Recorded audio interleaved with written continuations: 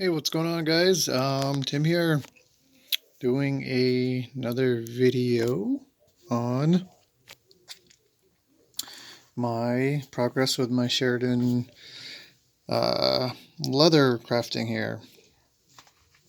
This is um, going to be part of a mason jar sleeve. That's what I've been focusing on as for Christmas gifts, and this is my second attempt at doing this type of style. And I am definitely more happy with the outcome of this one, um, although I still need to keep practicing to get it to a point where I'm satisfied. Um, I definitely attempted to draw um, in a way that was going to allow the best cuts and stamping, and so far so good. I kept the backgrounding um, to the inner circle this time. I think that looks much better than what I've done over here, which is doing the whole, backgrounding anything that's not vine or flower work. So this time this is going to go quicker when I get to the staining and painting, and I think overall it's going to look pretty good. Um, One area that I did mess up on is here. This was kind of following more when it was drawn in a this circle that I had laid out, but I was getting a little careless with my knife work. And those of you who have done um,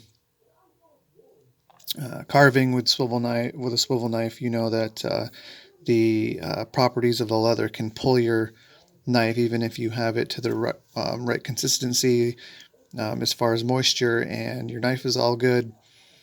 If you're not diligent about following those lines that you've laid out, oftentimes the scarring or just the fibers and all there can make you pull a certain way, and that's what happened right here. Um, this should have followed more of an arc similar to this, and I kind of got this whoosh, came out a little more than I would like it to. But overall, I'm feeling pretty good about this, and I am hoping that it shows um, from this one opposed to my first video there. um, One tip that I will give in this video here is make sure that you are taping the back of your projects if you're planning on using it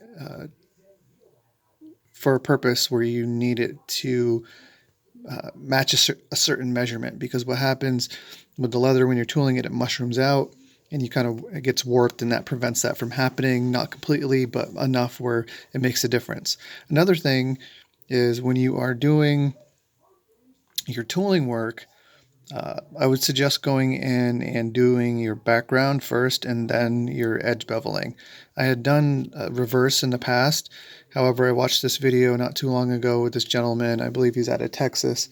He was a little, um, the video was helpful, but one thing he, suggested was doing the backgrounding first.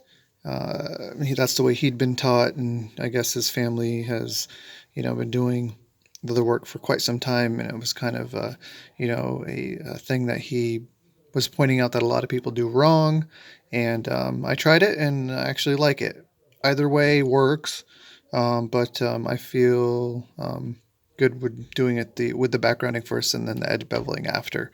So next step here is going to be doing the die work here for the inner circle, and I'm going to really try to keep my what I do is I put a coat of sheen or super sheen, so when I do the black dye in here, it doesn't bleed out. But oftentimes if I end up getting too liberal with it, it works as too much of a resist when I try to do the oil. So what I'm going to really try to do is keep use a finer paintbrush, paint in the super sheen to prevent the bleeding, and then hopefully uh, it'll stay away from the edge enough where, or the vine work in the flower enough where it's going to get that rich dark color that I'm looking for. And then I will go in, and this time I'm going to try to paint the flowers with more of like a wash instead of an opaque color, so that I can keep. I really like how the tooling looks on here, so I'm going to try to keep that as visible as possible. Sorry for the low energy and the ums. It's been a long day, and getting ready for bed here. But thanks for watching. Embrace your creativity. Peace.